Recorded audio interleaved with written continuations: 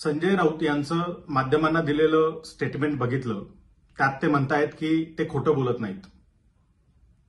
मात्र महाविकास आघाडीच्या जागा वाटपासंदर्भात माध्यमांना माहिती देताना केवळ वंचित बहुजन आघाडीमुळे हे जागा वाटप रखडलंय की काय अशा पद्धतीची माहिती दिल्या जाते.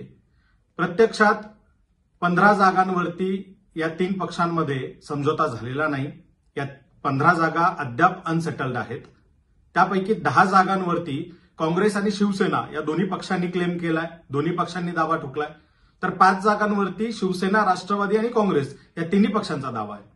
अशा 15 जागांचं वाटप अद्याप आपण करू शकलेला नाही आहात, ते झालेलं नाहीये.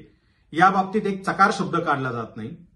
मात्र माध्यमांशी बोलताना वंचित बहुजन आघाडीमुळेच जणू काय जागा वाटप रखडलंय अशा पद्धतीचं चित्र तयार केलं जातं आणि वंचित बहुजन आघाडीच्या माथ्यावर खापर फोडण्याचा प्रयत्न केला जातो.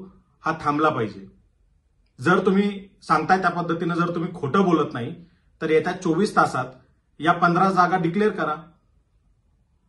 जर तुम्ही ते 15 जागा ज्या आहेत त्या 24 तासात डिक्लेअर नाही करू शकला तर याचा अर्थ तुम्ही माध्यमांना दिलेली माहिती ही खोटी आणि अर्धवट होती हे सिद्ध होईल. आपण 15 जागांचा वाद मिटवावा हे सुरुवातीपासून वंचित बहुजन आघाडीची भूमिका राहिलेली आहे. त्या बाबतीत आम्ही बोलत आलेलो आहोत. मात्र माध्यमांचा उपयोग करून आम्हालाच बदनाम करण्याचा प्रयत्न केला जातोय, तो थांबवण्यात यावा असं आम्ही या ठिकाणी आवाहन करतो.